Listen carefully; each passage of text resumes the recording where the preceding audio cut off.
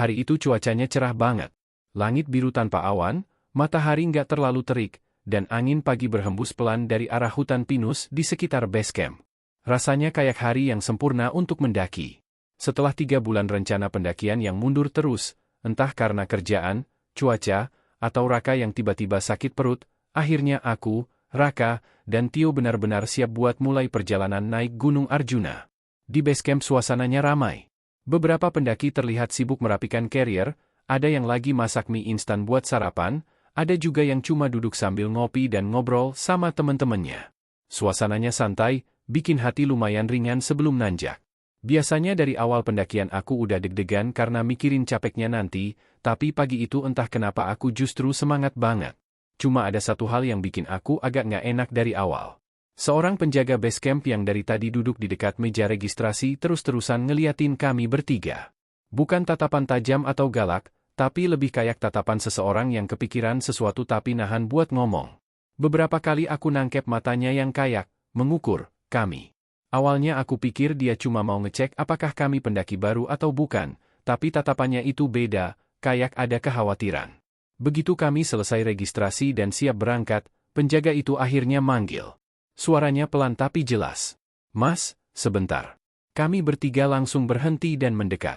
Beliau ngeliatin kami satu-satu, lalu ngomong dengan nada yang agak berat.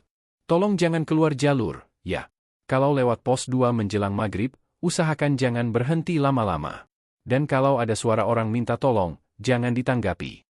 Raka yang biasanya paling cuek langsung berhenti senyum. Tio melirik aku dengan alis naik, kayak nahan pertanyaan yang numpuk. Aku akhirnya nanya pelan, "Memang sering kejadian ya, Pak?" Penjaga itu cuma menghela napas. Sebentar dia nunduk, lalu jawab pendek tapi tegas, "Di Arjuna, yang kelihatan belum tentu manusia." Kami bertiga refleks saling pandang.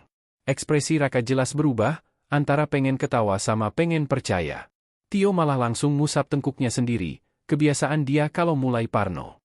Biar suasana nggak makin aneh, kami akhirnya cuma ketawa kecil dan bilang terima kasih. Tapi jujur, kata-kata itu nempel terus di kepala.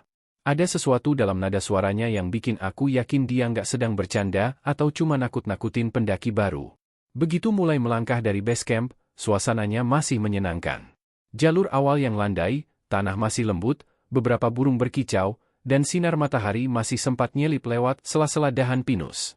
Kami masih bisa ketawa-ketawa, ngeledek satu sama lain. Bahkan sempat berhenti buat foto-foto dan bikin vlog pendek sebagai dokumentasi.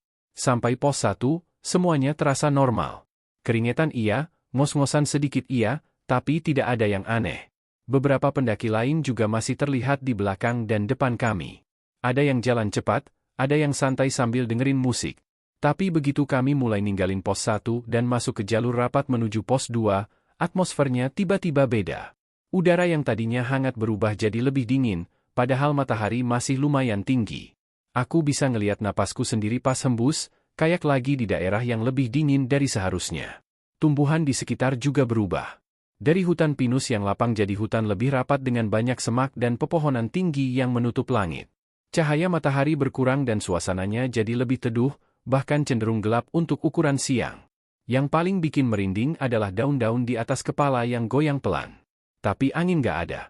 Udara benar-benar tenang, nggak ada hembusan sama sekali.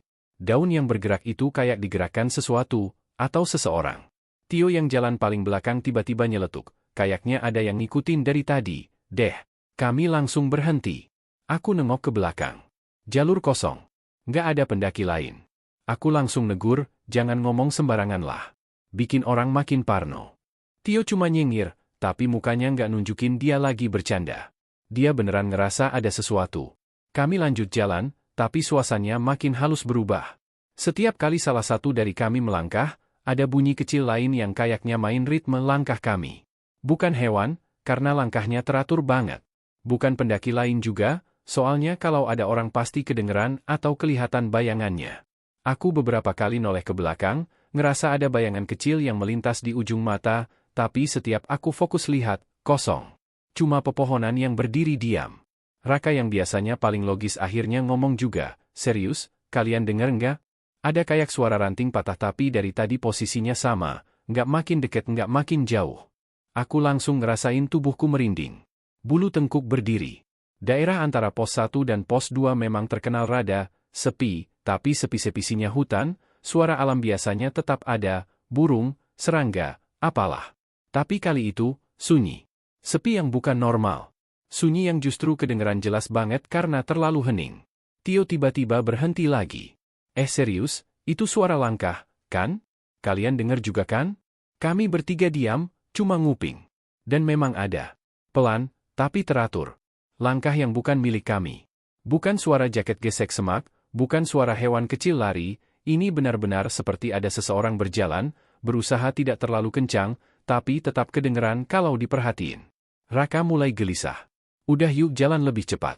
Kami mempercepat langkah, tapi suara itu tetap mengikuti, ritmenya ngikutin kami, seolah yang punya suara nggak mau tertinggal tapi juga nggak mau nyalip.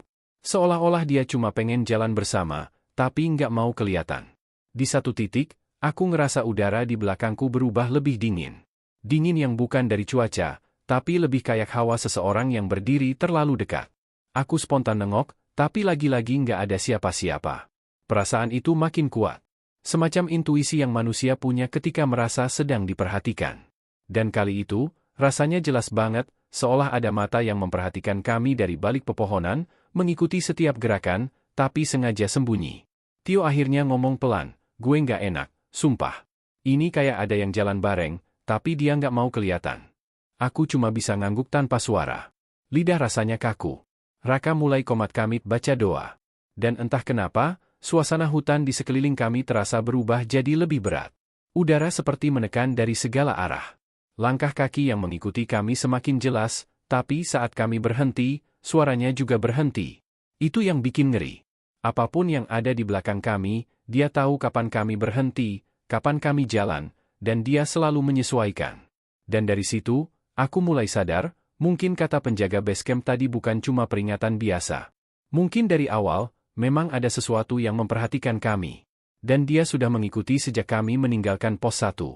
Perjalanan menuju pos 2 makin kerasa aneh. Meski kami berusaha tetap santai, suasananya makin lama makin menegang. Langkah kami makin cepat, tapi suara langkah yang mengikuti tetap stabil kayak bayangan yang nggak mau ketinggalan. Semakin kami mencoba mengabaikan, semakin jelas suara itu terdengar. Aku beberapa kali menelan ludah, tapi tenggorokanku rasanya kering. Entah karena capek atau karena takut. Saat jalur mulai menanjak lagi, kabut tipis tiba-tiba muncul dari arah lembah. Awalnya cuma kayak uap kecil yang lewat di antara pohon, tapi sedikit demi sedikit kabut itu makin tebal, menutup jarak pandang hingga hanya beberapa meter di depan. Waktu itu rasanya kayak masuk ke dunia lain. Jalur yang tadinya kelihatan jelas berubah jadi samar-samar. Suara hutan pun meredup, tinggal suara langkah kami, dan suara langkah yang mengikut itu. Begitu kabut menutup hampir seluruh pandangan, suasana berubah drastis. Dinginnya bukan dingin biasa, tapi dingin yang menusuk sampai ke tulang. Aku bisa dengar suara nafasku sendiri, berat dan cepat. Suara ranting patah kadang kedengeran dari samping, tapi nggak bisa ditentukan asalnya karena kabut menahan gema. Tio mulai resah. Dia nengok ke kiri dan kanan, seolah nunggu sesuatu muncul kapan saja. Ini kabut kenapa cepat banget ya? Suaranya pelan, tapi getarannya jelas. Raka mencoba kelihatan tenang, tapi dari cara dia ngegenggam trekking pole, aku tahu dia juga takut. Biasa kali, di Arjuna memang gini, katanya. Tapi nada suaranya nggak meyakinkan sama sekali. Beberapa menit kami jalan dalam diam. Tapi diam yang bukan bikin tenang. Diam yang justru makin bikin pikiran liar. Dan saat itulah suara itu mulai muncul. Pertama, cuma kayak suara orang kecapean. Nafas berat, haha, hahaha. Kayak seseorang yang abis lari jauh. Awalnya pelan, lalu sedikit lebih jelas. Aku berhenti sejenak dan celingukan, tapi kabut terlalu tebal. Nggak kelihatan apapun. Dengar nggak? Aku bisik. Dua-duanya langsung berhenti. Dan kami dengerin baik-baik. Hahaha, hahaha. Tio langsung mundur selangkah. Itu bukan kalian kan? Aku dan Raka sama-sama geleng. Suara nafas itu bukan berada di depan atau belakang. Lebih kayak, dari samping, tapi jauh. Namun setiap kami jalan lagi, suara itu ikut bergerak. Kami mencoba mengabaikan, tapi tiba-tiba suara itu berubah. Dari suara nafas berat menjadi langkah pendek, cepat, kayak orang berusaha nyusul kami. Tek, tek, tek, tek. Ritmenya nggak seperti pendaki normal. Terlalu cepat, terlalu ringan, seolah langkahnya nggak benar-benar menyentuh tanah. Aku spontan nengok ke belakang, tapi hanya kabut putih tebal yang bergerak pelan tertiup angin lembut. Mungkin pendaki lain, Raka coba nenangin diri sendiri. Tapi aku yakin dia nggak percaya ucapannya sendiri. Kami lanjut jalan cepat. Dan itu kesalahan kami. Karena begitu kecepatan kami berubah, langkah dari dalam kabut ikut menyesuaikan. Semakin kami cepat, semakin langkah itu bertambah cepat. Saat kami berhenti, suara itu berhenti juga. Itu bukan pendaki. Itu bukan hewan. Itu tahu persis gerakan kami. Kami mulai panik. Aku bisa ngerasain detak jantungku sendiri sampai ke telinga. Kabut makin tebal, jalur makin gelap padahal matahari belum tenggelam. Lalu, tiba-tiba, ada suara yang bikin kaki kami serasa membeku. Mas, tolong, tunggu. Nadanya lirih, parau, kayak orang yang putus asa. Tapi suaranya, aneh. Kayak suara seseorang yang berusaha menirukan manusia, tapi ada nada datar yang gak wajar di dalamnya. Kami saling tatap. Gak ada yang berani jawab. Mas, tolong, tunggu saya. Suaranya makin jelas, lebih dekat. Tapi arah suaranya bikin kami merinding bareng. Suara itu bukan dari belakang. Bukan dari depan. Tapi dari atas. Perlahan, tanpa sengaja, aku mendongak ke arah pohon-pohon tinggi yang tertutup kabut. Awalnya nggak kelihatan apa-apa. Cuma siluet dahan dan kabut yang bergerak. Tapi kemudian aku melihatnya. Sebuah bentuk panjang gelap, menggantung di atas kami. Tinggi, kurus, badannya melayang sedikit, kepala miring, seakan sedang memperhatikan kami dari balik kabut. Dan yang paling bikin jantungku serasa berhenti adalah, makhluk itu bergerak turun sedikit. Tapi gerakannya bukan turun biasa. Tubuhnya seperti meluncur, tanpa gerakan kaki, tanpa suara pepohonan patah. Tio langsung nutup mulutnya sendiri biar nggak teriak. Raka langkah mundur kecil dan matanya merah karena nahan takut. Aku ingin lari, tapi kakiku nggak nurut. Makhluk itu nggak punya wajah. Atau mungkin punya, tapi ditutup kabut yang menggumpal di bagian kepalanya. Kabut itu berputar pelan seperti asap, dan dari gumpalan itu, suara yang sama keluar. Mas, tolong. Raka akhirnya pecah panik. Lari. Sekarang, kami bertiga langsung ngacir. Nggak lihat kiri kanan. Nggak peduli jalur licin atau batu-batu tajam. Nafas rasanya mau copot. Jantung kayak mau pecah. Satu-satunya tujuan kami cuma menjauh dari suara itu. Kabut di depan kami akhirnya mulai menipis sedikit. Cahaya redup matahari sore cuma kelihatan samar-samar, tapi cukup bikin kami lihat jalur lebih jelas. Setelah beberapa ratus meter lari, suara langkah itu hilang. Nafas berat itu hilang. Suara lirih minta tolong itu juga hilang. Saat kabut benar-benar menipis, kami lihat papan kayu kecil bertuliskan, Pos 3. Kami berhenti tepat sebelum masuk area pos. Bertiga cuma diam. Paru-paru panas. Tangan gemetar. Punggung basah keringat dingin. Dan tanpa kami sadari, matahari sudah hampir tenggelam. Kami berhasil lolos. Tapi aku tahu, itu bukan akhir. Itu baru awalnya saja.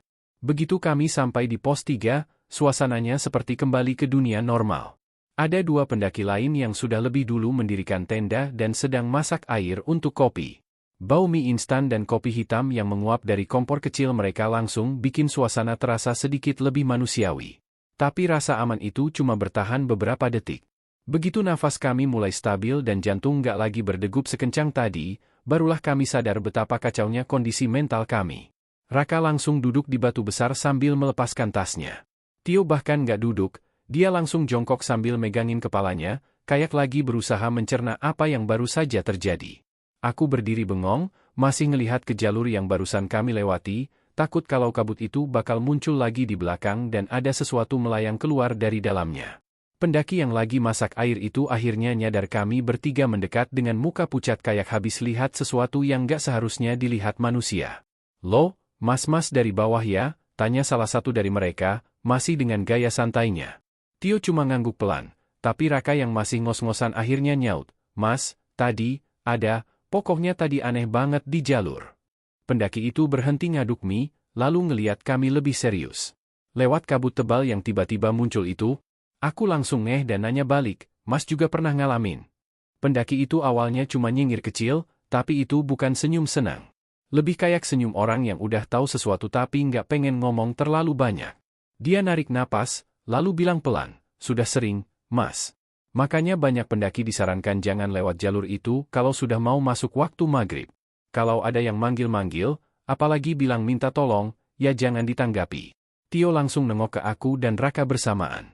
Kami tahu apa yang barusan kami dengar bukan halusinasi. Ternyata ini bukan kejadian pertama. Bahkan suaranya persis seperti yang penjaga base camp bilang tadi pagi. Pendaki itu lanjut ngomong tapi nadanya lebih rendah, seolah takut ada yang mendengar. Katanya itu penunggu jalur lama, Mas. Dulu pernah ada pendaki yang hilang. Nggak pernah ditemukan. Sejak itu, banyak yang bilang kalau dia suka nyamar jadi suara orang minta tolong. Aku ngerasain tengkuku dingin lagi, sama dinginnya seperti tadi waktu kabut pertama muncul. Tiba-tiba semua yang aku dengar hari itu, peringatan penjaga base camp, langkah yang mengikuti dari belakang, suara napas berat, dan makhluk tanpa wajah yang menggantung di atas kami, semua tersusun jadi satu cerita yang mengerikan. Matahari perlahan tenggelam. Cahaya oranye melintas di antara pepohonan tinggi, menciptakan bayangan panjang yang terlihat aneh saat bergerak pelan. Kami bertiga akhirnya memutuskan untuk mendirikan tenda tepat di samping pendaki lain itu. Rasanya lebih aman kalau ada orang lain di dekat kami. Setelah tenda berdiri, suasana mulai sedikit rileks. Kami masak air panas buat bikin kopi, Raka mulai bisa ketawa kecil meskipun masih kelihatan tegang. Tio pelan-pelan mulai pulih, walaupun sesekali dia masih nengok ke belakang, memastikan gak ada kabut yang ikut naik. Malam semakin larut. Angin di ketinggian mulai terasa dingin. Di luar tenda hanya ada suara dedaunan bergesek pelan. Lampu-lampu headlamp dari pendaki lain terlihat seperti bintik kuning kecil bergerak di kejauhan. Kami bertiga memutuskan masuk tenda lebih awal karena badan rasanya capek, dan jujur saja, kami nggak mau terlalu lama berada di luar. Aku pikir, kalau sudah di dalam tenda, rasa takut bakal sedikit berkurang. Ternyata aku salah. Sekitar jam 2 pagi, aku kebangun. Awalnya aku pikir aku kedengeran suara Tio atau Raka yang gelisah, tapi setelah aku buka mata, aku sadar mereka berdua tidur pulas. Nafas mereka teratur. Lampu dari dalam tenda redup. Suara angin di luar juga tenang. Tapi ada sesuatu yang beda. Ada suara lain. Pelan. Lirih. Seperti seseorang berdiri beberapa meter dari tenda kami. Mas. Aku langsung merinding dari kepala sampai kaki. Mataku langsung membesar meski kondisi tenda gelap. Mas, tolong. Suaranya lebih jauh daripada suara yang kami dengar di kabut tadi, tapi tetap jelas. Jelas banget. Seakan-akan dia berdiri tepat di dekat pepohonan samping tenda. Aku menahan napas. Tanganku otomatis ngegenggam kantong sleeping bag. Tio tiba-tiba kebangun juga. Mungkin dia dengar suara yang sama. Dia nggak langsung ngomong, tapi aku bisa ngeliat dari caranya dia nahan napas, dia juga sadar ada sesuatu yang manggil dari luar. Raka menyusul bangun. Dia nyalain headlamp kecil dalam tenda. Cahaya kuning itu cuma bikin suasananya makin serem karena bayangan di dinding tenda jadi bergetar pelan. Kami bertiga nggak ngomong. Kami cuma saling tatap, dan dari tatapan itu kami tahu, kamu juga dengar, kan? Suara itu lama-lama menjauh. Perlahan, tapi masih jelas. Mas, tunggu. Dan, hilang. Hutan kembali sunyi. Tio akhirnya berbisik, hampir nggak terdengar. Gue pengen turun besok pagi aja. Raka cuma angguk pelan. Aku juga sama. Nggak ada dari kami yang masih punya niat buat lanjut ke puncak. Apalagi setelah tahu apa yang nungguin di jalur itu. Pagi harinya, kami langsung beres-beres tenda. Matahari belum tinggi, tapi cahaya pagi lumayan bikin hati lebih tenang. Saat kami melewati jalur turun, suasananya terasa berbeda. Lebih terang, lebih hangat. Tapi entah kenapa, aku ngerasa kayak ada yang mengawasi dari balik pepohonan.